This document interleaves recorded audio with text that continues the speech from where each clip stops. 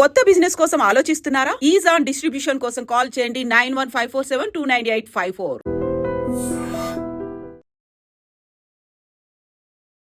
నమస్తే, welcome to iDream weekend update with కవిత.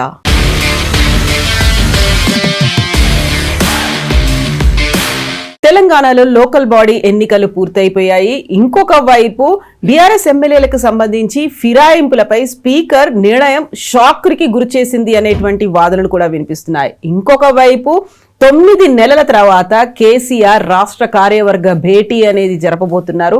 ఈ 3 అంశాలతో పాటుగా బోల్డ్ అనే వీకెండ్ అప్డేట్స్ ఉన్నాయి. మాట్లాడుకుందాం. మనతో పాటుగా ఉన్నారు పొలిటికల్ అనలిస్ట్ వి ప్రకాష్ గారు. ప్రకాష్ గారు నమస్కారం అండి. ఫస్ట్ మనం లోకల్ బాడీ ఎన్నికలకు సంబంధించి చూద్దాం. బోల్డ్ అంతా పెండింగ్ అనేది చాలా వరకు పోస్ట్పోన్మెంట్ల తర్వాత ఒక హై టెన్షన్ కావచ్చు, లేకుంటే ఈ బోల్డ్ అని ఎపిసోడ్స్ తర్వాత వచ్చినటువంటి రిజల్ట్స్ ఏమనిపించాయి ఆ ఫలితాలని చూస్తే? అంటే ముందుగా ఎన్నికలు జరపడం అనేది గ్రామాలకు అవసరం. ఎందుకంటే ఆ ఫైనాన్స్ కమిషన్ నుంచి వచ్చే డబ్బులు కూడా రాకుండా అయిపోయినాయి. తర్వాత స్పెషల్ ఆఫీసర్స్ కూడా పెద్ద గ్రామాలను పట్టించుకోలేదు. 2 సంవత్సరాలు కూడా అంతకుముందు కేసీఆర్ గవర్నమెంట్లో పల్లె ప్రగతి ప్రతి సంవత్సరం నిర్వహించేవాళ్ళు, అది లేదు. నర్సరీస్ అన్నీ అట్లాగే ఉండిపోయినాయి. మొక్కలన్నీ పెద్దగా పెరుగుతున్నాయి కానీ వాటి పాతేవాళ్ళు లేరు, నీళ్లు పోసేవాళ్ళు లేరు. వైకుంఠ ధామాలు అప్పుడు ఆగిపోయినాయి, అట్లాగే ఉండిపోయినాయి. బిల్లులు రావట్లేదు. పల్లెలన్నీ కూడా బాగా శిథిలమై కనబడ్డాయి. ఇప్పుడు ఈ డబ్బులు వస్తేనన్నా కొంత వీళ్ళు సర్పంచులు వచ్చి వాళ్ళ ఇంట్రెస్ట్తో కొంచెం డబ్బులు తెచ్చుకొని రాష్ట్ర ప్రభుత్వం కూడా ఏమన్నా ఇచ్చినట్టయితే ఆ పల్లెలకు ఒక కొత్త శోభ వస్తుంది. ఇక పొలిటికల్ యాంగిల్ చూసినప్పుడు ఏంటంటే ఇది పార్టీ బేసిస్లో జరగవు, కానీ గ్రామాలలో ప్రతి ఒక్కరు కూడా పార్టీల వారీగా విడిపోయి ఉంటారు, గ్రూపులు అయి ఉంటారు, విడిపోయి ఉంటారు. మనం అనుకుంటాం ఇది పార్టీ ప్రాతిపదికన జరగదని, కానీ ప్రతి మండలంలో ఒక 10 గ్రామ పంచాయతీలు ఉంటే ఏ ఊర్లో ఏ పార్టీ అతను నిలబడ్డాడు, ఏ పార్టీ అతను గెలిచిండు అనేది లెక్కలు చేస్తారు. అఫీషియల్గా గుర్తుందా లేదా, గుర్తించారా లేదా అనేది రాదు.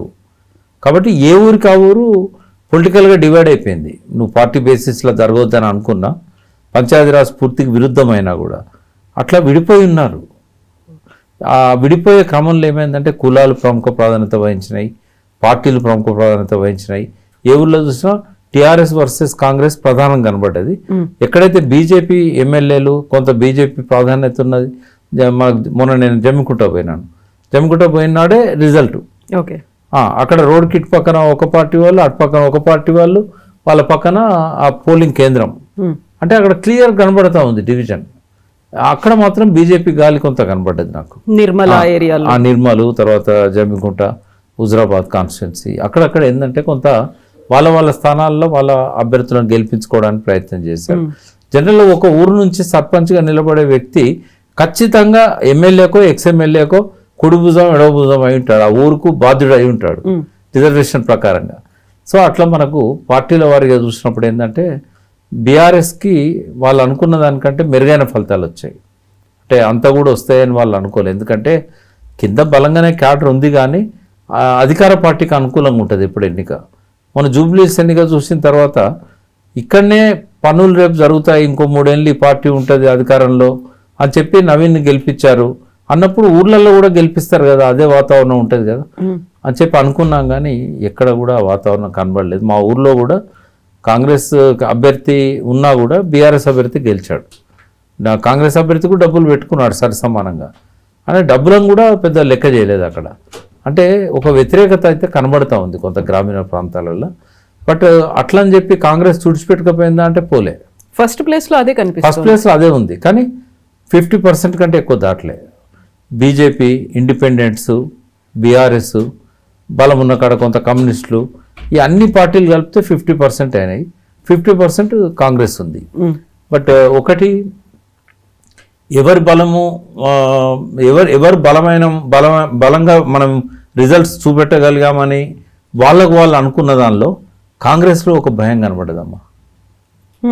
వాళ్ళు 50% వచ్చిన సంతోషంగా లేరు, భయపడుతున్నారు. ఎందుకట్లా? ఆ భయానికి మన సూచన ఏంటి తెలుసా? మొదటి నుంచి నేను చెప్పుకుంటూ వచ్చా, ఈ స్పీకర్ డిసిషన్ తీసుకోకపోవడానికి అసెంబ్లీలో డిస్క్వాలిఫికేషన్స్ మీద సుప్రీంకోర్టు మందలిచ్చేదాకా కూడా ఓపిక బట్టి మళ్ళీ టైం కావాలని పోయి చివాట్లు తిని న్యూ ఇయర్ ఎక్కడ జరుపుకుంటారని చెప్పి సుప్రీంకోర్టు జడ్జి అనాల్సిన పరిస్థితి తీసుకొచ్చుకొని సర్పంచ్ ఎన్నికలు అయిపోయిన మరుక్షణం తీర్పిచ్చాడు ఆయన. అంటే అది కూడా ఒక డెడ్ లైన్ అని 18th వరకు అనౌన్స్ చేయాలి, మీరు నిర్ణయం తీసుకోండి అన్నారు కదా. అందుకే కదా 17th వరకు సర్పంచ్ ఎన్నికలకు డెడ్ లైన్ పెట్టారు. దాన్ని దృష్టిలో పెట్టుకునే కదా పెట్టింది. అకస్మాత్తుగా తీసుకున్న నిర్ణయం కదా సర్పంచ్ ఎన్నికలది. ఏంటంటే నేను చాలాసార్లు చెప్పాను, ఇప్పుడు చెప్తున్నా, బీఆర్ఎస్ బాగా బలహీనపడ్డది అనుకుంటే రేవంత్ రెడ్డి ఎమ్మెల్యే అందరితో రిజైన్ చేయించేవాడు, రిజైన్ చేయించి ఎన్నికలకు పొమ్మనేవాడు టికెట్ ఇచ్చి. ఆ పరిస్థితి కనబడలే. వీళ్ళకు కూడా మళ్ళీ ఎన్నికల్లో పోవాలంటే ధైర్యం సరిపోలే. ఉన్న 10 సీట్లల్లో కొద్దిగా అష్యూర్డ్ సీటు కడెం శ్రీహరిదని కాంగ్రెస్ అనుకున్నది. ఎందుకంటే అక్కడ రాజయ్య క్యాండిడేట్ అయితే కనుక ఆయన మీద కొంత వ్యతిరేకత అట్లనే కొనసాగుతూ ఉంది. శ్రీహరి బెటర్ పర్ఫార్మెన్స్ ఉంటుంది. అందుకే ఆయన మొదటి నుంచి కూడా ఎక్కడ మాట్లాడకుండా, స్పీకర్ పిలిచినా కూడా పోకుండా తాను అసర్ట్ చేసుకుంటున్నాడు. లాస్ట్ మినిట్లో ఆయన ఆత్మను చంపుకొని కేసీఆర్ నా బాసు, నేను పార్టీలోనే ఉన్నా అని చెప్పుకునే కాడికి వచ్చింది. లాస్ట్ మినిట్లో వివరణ ఇచ్చారు. అంటే ఆయన మన ప్రవర్తనకు వ్యతిరేకమైన మాట అది. ఆయన తెలుసు నాకు పర్సనల్గా. ఆయన మీద పెద్ద కరప్షన్ అలిగేషన్స్ లేవు. ఆయన ఒక ఎడ్యుకేటెడ్గా లెక్చరర్ నుంచి ఆయన వచ్చాడు. 30 ఏళ్ళ నుంచి ఒక ఆంధ్ర దృష్టిలో ఉన్నాడు. చాలాసార్లు విద్యాశాఖ మంత్రిగా, ఇరిగేషన్ మినిస్టర్గా చేశాడు. ఆయన ఆ రకంగా తన ఆత్మకు వ్యతిరేకంగా ఆయన మాట్లాడడం అనేది ఒక భయం అనేది. ఏమో గెలుస్తామో లేదో, 50-50 ఛాన్సెస్ ఉంటున్నాయి. వాళ్ళంత బలహీన పడలేదు.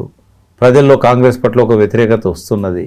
ఆ వ్యతిరేకత వల్లనే ఇవాళ అధికార పార్టీ తరఫున నిలబడే వాళ్ళల్లో కూడా ఒక 50% మాత్రమే గెలవగలిగారు. రేపు 3 ఏళ్ళ టీఆర్ఎస్ అధికారంలో రాదని తెలిసి కూడా ప్రజలు డెవలప్మెంట్ కంటే కూడా రేవంత్ వ్యతిరేకతనే ప్రదర్శించారు. ఇట్లాంటివన్నీ కూడా ఈ ఇండికేషన్స్ ఈ ఎన్నికల్లో కనబడ్డాయి. బట్ ఏదెట్లున్నా కూడా రేపు వచ్చే ఎంపీటీసీలు ఆ ఎన్నికలు ఏవైతే ఉంటాయో అది కొంత పార్టీల బలాబలాన్ని అధికారికంగా, ఎందుకంటే వాళ్ళకు బీఫామ్స్ ఇస్తారు, ఎలక్షన్ కమిషన్ రికార్డ్స్లో కూడా పార్టీ కింద వచ్చాయని చెప్పి ఉంటుంది. కాబట్టి దానికి ఇది ఒక కర్టెన్ రేజర్ లాగా ముందు జరిగింది. ఇదే ఫలితం దాదాపు అప్పుడు కూడా వచ్చే అవకాశం ఉంటుంది. ఒక బీసీ వాయిస్ అనేది కొంత వినబడ్డది. ఎక్కడెక్కడైతే కొంత బీసీ క్యాండిడేట్స్ ఉన్నారో వాళ్ళని కొంత ఆదరించారు. బీసీ వాయిస్ ఇక్కడ కూడా మనకు రిఫ్లెక్ట్ అయింది. వాళ్ళ జనరల్ సీట్లలో బీసీలకు ఇచ్చినా గెలిచిండ్రు, కొన్ని స్థానాల్లో ఓడిపోయిండ్రు. బట్ ఈ బీసీ వాయిస్తో పాటుగా బీఆర్ఎస్ పట్ల కూడా కొంత సానుకూలత కనబడ్డది. అయితే మీరు కాంగ్రెస్ పార్టీ బలహీన పడింది అంటున్నప్పుడు జూబ్లీ హిల్స్ బై ఎలక్షన్లో కాంగ్రెస్ పార్టీయే గెలిచింది. మొన్న జరిగినటువంటి లోకల్ బాడీల్లో కూడా సెకండ్ ప్లేస్లో 4,000 ప్లస్ అనేమో బీఆర్ఎస్లో ఉంటే 6,000 ప్లస్లో కాంగ్రెస్ అనేది కనిపిస్తోంది కదా. అంటే నేను అనేది వాళ్ళ ఎక్స్పెక్ట్ చేసినంత బలం రాలేదు. బీఆర్ఎస్ వాళ్ళు ఎక్స్పెక్ట్ చేసినంతగా బలహీన పడలేదు. అంటే మనము విత్తనంలో మొక్కను చూడగలగాలి, ఆ పొటెన్షియాలిటీని. ఇప్పుడున్న గ్రామీణ వాతావరణం చూస్తే జనరల్గా సర్పంచ్ ఎలక్షన్లో అధికార పార్టీకి అనుకూలంగా అయితే పనులు చేసుకోవచ్చు అన్నట్టుగా జనం కూడా కాంగ్రెస్ అభ్యర్థులను గెలిపిస్తారు. అంత వన్ సైడ్ వేవ్ అయితే రాలేదు, గట్టిగా ఆపగలిగారు. ఆ మేరకు అది బీఆర్ఎస్కి అడ్వాంటేజ్. కాంగ్రెస్కి ఆ మేరకు అది ఒక భయాన్ని క్రియేట్ చేసింది. అంత ధైర్యంగా మనం ఎమ్మెల్యేలను పెట్టి గెలుస్తారని చెప్పే పరిస్థితి లేదు అనేది అర్థమైంది. రెండవది, అప్పుడు వచ్చిన వేవ్ అయితే కనబడలేదు. అసెంబ్లీ ఎన్నికల్లో ఏదైతే గ్రామీణ ప్రాంతాలలో వన్ సైడ్ వేవ్ వచ్చిందో 50,000తో గెలిచిన ఎమ్మెల్యేలు కూడా ఇవాళ సర్పంచ్లను గెలిపించుకోలేకపోయారు చాలా గ్రామాలలో. అప్పటి లీడ్ ఇప్పుడు లేదు వాళ్ళకి. అది చాలు కదా వాళ్ళ గ్రాఫ్ పడిపోతుందని చెప్పడానికి. ఇప్పుడు అన్డినేబుల్గా పార్టీలకు అతీతంగా జరిగేటువంటి ఎన్నికలు అయినప్పటికీ కూడా వాళ్ళు బలపరిచినటువంటి వాళ్ళే అక్కడ ఉంటారు. అయినప్పటికీ ఇప్పుడు రాష్ట్ర ప్రభుత్వం తీసుకున్నటువంటి నిర్ణయాలు, లేకుంటే కాంగ్రెస్ పార్టీగా అమలు చేస్తామని మేనిఫెస్టోలో పెట్టినటువంటి హామీలకు ఇప్పుడు 6,000కు పైగా సర్పంచులు వచ్చారు అంటే రాష్ట్ర వ్యాప్తంగా వాళ్ళు నమ్మారనుకోవాలా, నమ్మలేదు, ఇంకా నమ్మకం కుదరలేదు అనేది ఉందా? అంటే నన్ను కోసిన పైసలు లేవని చెప్పి ఏదైతే అన్నాడో అది బాగా చర్చ అయింది గ్రామాలలో. ఆయన దగ్గర డబ్బులు లేవంటాడు కదా, ఇంకా ఆయన ఏం డెవలప్ చేస్తాడు? దాన్ని బీఆర్ఎస్ ఉపయోగించుకున్నది. రేవంత్ రెడ్డి దగ్గర డబ్బులు లేవు ఉంటే పెన్షన్లు ఇచ్చేటోడు కాదా? ఇలా సుప్రీంకోర్టు పోవాల్సి వచ్చింది పెన్షన్స్ కోసం. అంటే రిటైర్ అయిన తర్వాత 2 years అయినా కూడా వాళ్ళకు డబ్బులు ఇస్తలేడు అని అంటే, ఇంకా పెన్షనర్ల డబ్బులు కూడా ఇవ్వకపోతే ఇక ఏం పరిపాలన ఇది? తర్వాత ఇప్పుడు నేను రైతునమ్మా. నేను 2023 November 30న ఎన్నికలు జరిగే నాటికి నాకు ఖరీఫ్ వచ్చింది కానీ రబీ పంట, ఏసంగి పంటది ఒకటి రాలేదు. తర్వాత 4 పంటలు. మొత్తం 5 పంటలు 5 పంటలు నాకు ఒక్కసారి డబ్బులు పడ్డాయి. నా విషయమే చెప్తున్నా. అంటే ఇంకా 4 పంటలకు డ్యూ ఉంది. మరి గ్రామీణ ప్రాంతాల్లో నాలాగానే అందరికి కూడా అట్లే ఉండదు కదా. తర్వాత నేను ఏ ఊరికి పోయినా ఫస్ట్ అడుగుతా 2 లక్షలు మాఫ్ అయినాయని. ఒకటే ఇంట్లో అన్నకు మాఫ్ అయిన తమ్మునికి కాలేదు. చాలా ఉన్నారు అట్లా లెక్క తీస్తే. అంటే మోర్ దెన్ 50% రాలేదు. ఇది రుణమాఫీ. తర్వాత 2 ఎకరాలు ఉన్న వాళ్ళకు 2 సార్లు వచ్చినాయి డబ్బులు. 4 ఎకరాల పైన ఉన్న వాళ్ళకు ఒకసారి వచ్చినాయి. రావాల్సింది మొత్తం 5 సార్లు. ఒకటేమో పాత డ్యూ టీఆర్ఎస్ గవర్నమెంట్, ఇది యాసంగి పంటలది. 4 ఏమో ఈయన పంటలు. మరి ఇట్లున్నప్పుడు గ్రామీణ ప్రాంతాల్లో మా డబ్బులు వస్తాయి, అభివృద్ధి చేస్తామని ఎట్లా అనుకుంటారు. రెండవది, కొన్ని వేల మంది సర్పంచ్లకు బిల్లులు రాలేదు. ఎప్పటి నుంచి పెండింగ్ ఉన్నాయి? 2021-22 నుంచి పెండింగ్ ఉన్నాయి. ఆ బిల్లులు కేసీఆర్ క్లియర్ చేయలేదు, ఆ బిల్లులు రేవంత్ రెడ్డి క్లియర్ చేయలేదు. మిషన్ భగీరథ పనులే కూడా బిల్లులన్నీ పెండింగ్ ఉన్నాయి. కాంట్రాక్టర్లే పెండింగ్ ఉన్నాయి. ఇప్పుడు చెక్ డ్యామ్లో పక్క వెళ్ళిపోతూ ఉన్నాయి, వాళ్ళకి ఇంతవరకు బిల్లులు రాలేదు. చెప్పండి, ఇట్లున్నప్పుడు ధైర్యం ఎట్లా వస్తుంది? ఈ కాంగ్రెస్కి ఎత్తే వీళ్ళు మన ఊరిని అభివృద్ధి చేస్తారని వస్తుందా? తిడతారు, డబ్బులు ఇస్తలేడు, పాత డ్యూ ఇస్తలేడు. పల్లె ప్రగతి పనులు చేసిన వాళ్ళు కూడా ఇప్పుడు డ్యూలు రాలేదు. వైకుంఠ ధామాని అయితే అన్ని పెండింగే ఉన్నాయి. వైకుంఠ ధామాలన్నీ సర్పంచ్లే చేశారు, మొత్తం పెండింగే. ఇప్పుడు మళ్ళీ జెడ్పీటీసీలు ఎంపీటీసీలకి ఎలక్షన్స్ జరుగుతాయో జరగవు? వాటికి సంబంధించి ఒక నిర్ణయం అన్ని పార్టీలను కలిసి కూర్చొని ఒక సమావేశాలు ఏర్పాటు చేసి డెసిషన్ తీసుకుంటామన్నారు. ఎందుకు అవసరం ఏమున్నది? ఎట్లా బీసీ రిజర్వేషన్లు ఇస్తలేడు. ఈయనప్పుడు ఇదే పద్ధతిలో సర్పంచ్ అయిపోయినాయి కాబట్టి ఇదే వేవ్లో కొట్టిపడేస్తారు. ఇక దాన్ని కాలయాపన చేస్తారని నేను అనుకోవట్లేదు. కాకపోతే అక్కడ డబ్బుల ప్రాధాన్యత బాగా కనబడుతుంది. ఇక్కడ సర్పంచ్ ఎన్నికల్లో డబ్బులు ఇవ్వలేదు, వాళ్ళు ఇవ్వలేదు, వీళ్ళు ఇవ్వలేదు. ఆ నిలబడ్డ అభ్యర్థులే భూములు అమ్ముకున్నారు, అప్పులు చేసిండ్రు. తల 50 లక్షలు 60 లక్షలు. ఆడ కూడా ఓటుకు 1000 రూపాయల నుంచి 5000 దాకా పోయింది. ఎందుకంటే ఇది ఫస్ట్ టైం సర్పంచ్ ఎన్నికల్లో కూడా ఓట్లు 5000 పెట్టుకోవడం. ఇదివరకు ఏంటంటే ఆడపిల్లలు ఇచ్చేటోళ్ళు, అంటే గొర్రెలు మేకలు, తర్వాత మందు పోయించేటోళ్ళు, దావత్ చేసేటోళ్ళు, బిర్యానీ తినిపించేటోళ్ళు. బట్ ఈసారి మాత్రం ఓటుకు 1000 నుంచి 5000 దాకా ఇచ్చారు. అంటే బాగా పిరమైపోయింది ఎన్నిక. రేపు ఎంపీటీసీలు ఈ జెడ్పీటీసీల కాడికి వచ్చేసరికి ₹1,00,00,000 తక్కువ కాదు ఒక జెడ్పీటీసీకి, నాకు తెలిసి. అయితే ఇప్పుడే 50 నుంచి 60 లక్షలు పెట్టుకున్నారు సర్పంచ్. జెడ్పీటీసీ 2-3 కోట్లు పెట్టాల్సి వస్తుంది. ఇట్లా తయారైంది తెలంగాణ. సో ఎందుకంత ప్రెస్టీజ్ ఇష్యూగా తీసుకుంటున్నారు? యాక్చువల్గా అక్కడ క్యాండిడేట్లుగా పెట్టుకుంటున్నారా? పార్టీలు బలపరిచాయి కాబట్టి పార్టీల సపోర్ట్ కూడా ఉందంటారా డబ్బులు పంచడంలో? ఎమ్మెల్యేలు అంటే మా సర్పంచ్ ఎన్నికల్లో మాత్రం పార్టీలు పెద్ద గీయలేదు, ఏ పార్టీ కూడా ఇవ్వలేదు. దగ్గర వాళ్ళు ఉన్నప్పుడు మినిస్టర్స్కో ఎమ్మెల్యేస్కో దగ్గర వాళ్ళు ఉన్నప్పుడు ₹1,00,000 2,00,000 ఇచ్చారు. కానీ వాళ్ళు పెట్టుకున్న ఖర్చుకున్న వీళ్ళు ఇచ్చింది చూస్తే జమీన్ ఆస్మాన్ ఫరక్ ఉంది. ఓకే, 50-60 లక్షలు ఒక్కొక్క సర్పంచ్ క్యాండిడేట్ ఖర్చు పెట్టిందంటే. ఎప్పుడో ఒకసారి బీబీ వినాయక్ ఫాదర్ ఎవరో పోటీ చేశారు సర్పంచ్గా, ₹1,00,00,000 ఖర్చు అయిందని చెప్తే ఆశ్చర్యపోయినాం, 20 ఏళ్ళ కింద. కానీ ఇప్పుడు ప్రతి ఊర్లో కూడా 50 లక్షలు ఒక్కొక్క క్యాండిడేట్ పెట్టిండంటే చూడండి. నాకు తెలిసి ఏ ఊర్లో అడగండి, లక్కీ ఏంటంటే కొన్ని ఊర్లలో యునానిమస్ అయింది, వాళ్ళ అదృష్టవంతులు. వాళ్ళకు గవర్నమెంట్ నుంచి కూడా 10 లక్షలు ఎంతో ₹1,00,00,000 ఏదో అనౌన్స్ చేసినట్టు ఉన్నారు కదా, అందరు కలిసి పంచుకున్నారు, తీసుకున్నారు. కానీ చాలా గ్రామాలలో యునానిమస్ జరగలేదు. అక్కడ మాత్రం 2 పార్టీలకు కలిపి ₹1,00,00,000 పైనే ఖర్చు పెట్టారు. సో ఇప్పుడు ఈ ఎన్నికలు ఇవన్నీ ఒక పక్కన పెడితే మీరు చెప్పినట్టుగా ఫిరాయింపులకు సంబంధించి దీనికి లింక్ ఏంటి? ఇప్పుడు యాక్చువల్గా ఆ 10 మంది ఎమ్మెల్యేలు ఏ పార్టీలో ఉన్నారు? బీఆర్ఎస్ పార్టీ అయితే మా పార్టీలో లేరు, పార్టీ మారారని స్పీకర్ చెప్పిన దాన్ని బట్టి వాళ్ళు కాంగ్రెస్ పార్టీలో కూడా లేరు. ఎమ్మెల్యేలు చెప్తోంది ఏంటంటే అభివృద్ధి కోసమే మేము సీఎంని కలిసాము అని. ఆ 10 మంది ఇప్పుడు ఒక శల్య పరీక్ష, వాళ్ళు ఎక్కడున్నారు ఏంటి అనేది వాళ్ళు నిరూపించుకోవాలా, లేకపోతే సుప్రీంకోర్టులో తేలుతుందా? బీఆర్ఎస్ ఏం చేయబోతుంది? అంటే ఇప్పుడు కామన్ సెన్స్తో జడ్జిమెంట్ ఇవ్వాల్సిన ఈ తీర్పు ఇది. ఆయన మనస్సాక్షికి అంతఃకరణ శుద్ధికి వ్యతిరేకంగా ఆయన నిర్ణయం తీసుకున్నాడు. ఆయన ప్రమాణ స్వీకారం చేసినప్పుడు అంతఃకరణ శుద్ధి, మనస్సాక్షి, రాగద్వేషాలకు అతీతంగానే అన్ని చెప్తారు. కానీ వాళ్ళ స్పీకర్తో నా తీర్పు చెప్పింది ఎవరు? ఖచ్చితంగా వెనకాల ముఖ్యమంత్రి ఉంటాడు. ఎందుకంటే మీరు పాత బయట చేయండి ప్రసాదరావు గారి, నేను ఫిరాయింపులను ప్రోత్సహించేవాడిని కాదు, ఈ ఫిరాయింపులను ఎట్టి పరిస్థితుల్లో నేను టాలరేట్ చేయను అని చెప్పి ఈ ఫిరాయింపుల మీదనే ఆయన స్పీకర్గా మాట్లాడిన విజువల్స్ ఉన్నాయి.